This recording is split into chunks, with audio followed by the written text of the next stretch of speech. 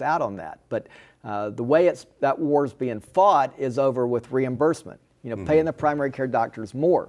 I personally think the way we need to fight this battle is over how do you give doctors more meaning in their life?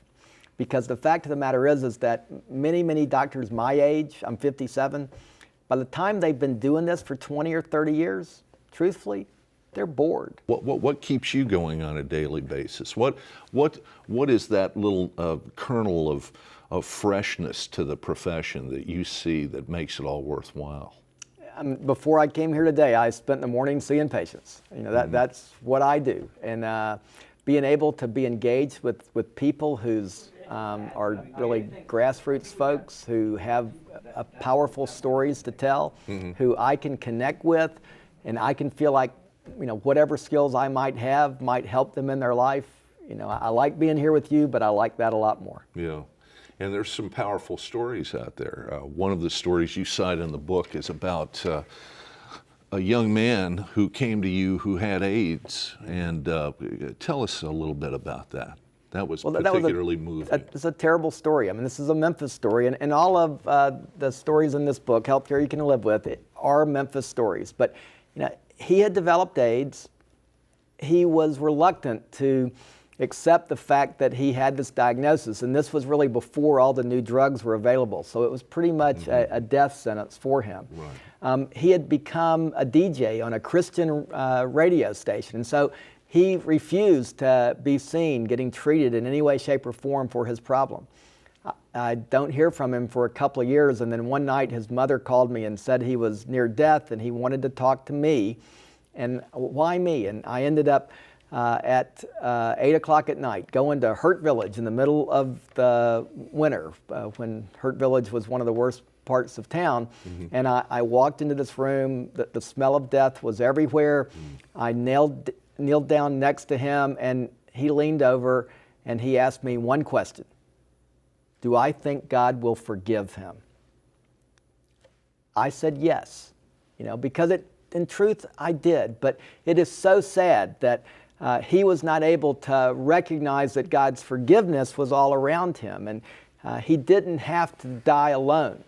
And that's really my point in that I say over and over again, is that to live the life that's healthy, we need each other. You can't try to do it by yourself.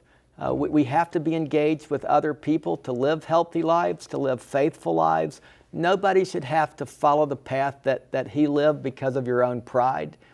We need to set up standards for ourselves to say, let's join arms and link arms and move down the path to live the life that God intends for us. And I think this book is a way to help people begin that path. The Church Health Center is that way.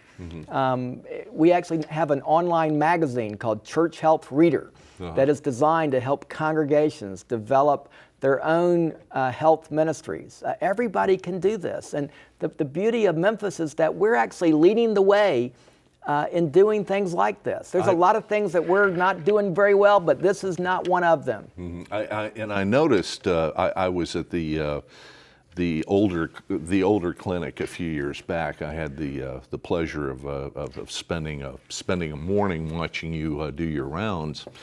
And I know that now you have a completely new structure. It's a wellness center that's set up. But tell me a little bit about that. Well, Church Health Center Wellness, it's on Union Avenue. It's an amazing place. It's 80,000 square feet. It's designed to keep people healthy rather than wait until they're broken. Everything we do there is built around a passage of Scripture that says, "You are the children of God. Therefore, as God's chosen people, holy and dearly beloved, clothe yourself with gentleness, kindness, compassion, humility, and patience, and above all put on love, the harmony which binds all." Now, those virtues are what make life worth living. From the use of the virtues, we've designed what we call the model for healthy living. That looks at 7 parts of our life that must be in balance in order for you to be healthy. And anybody can join Church Health Center Wellness. You don't have to be a patient of ours. You can live in Millington or Collierville. All you have to do is want to live a life that's full and rich and you're invited to come and be a part of it. You talked about patience. We're notoriously impatient as Americans, and you cite in the book, and you put it actually, if I remember correctly, I think you put it in big black bold letters so that people will pay attention to it. Change happens over time, not overnight. Is that something you have to tell your patients a lot? That's probably something I tell myself a lot, because I definitely, I'm 57, I feel the clock ticking about doing good things, but absolutely. I mean, the passage of Scripture I quoted for you, it begins with clothe yourself with patience. We think about these things as what I'm supposed to do for somebody else, how I'm supposed to be compassionate for somebody else. The passage is really beginning about how you must be patient with yourself, how you must be compassionate with yourself, gentle with yourself, show yourself love. That is the way you begin the path of wholeness and health, is by how you treat yourself. One of the main messages that you put in that book is that you have to take responsibility for yourself. You have to take charge, is what you say.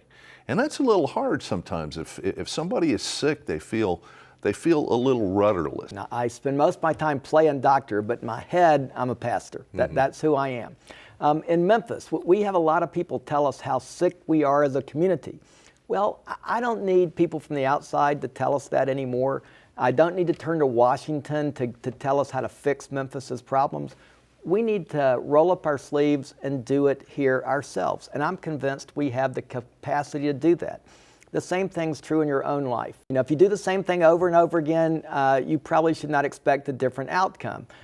We have to alter our mindset, alter the way we live our lives in order to get us where we need to go. Because let's think about things like losing weight. Why do people want to lose weight?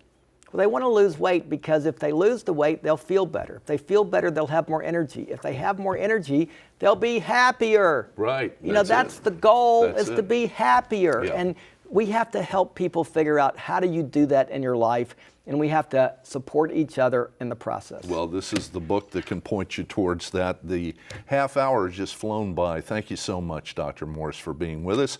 And the name of the book is Healthcare You Can Live With. Discover Wholeness in Body and Spirit. Thank you for being on this show. My pleasure, Pierre. Thank you.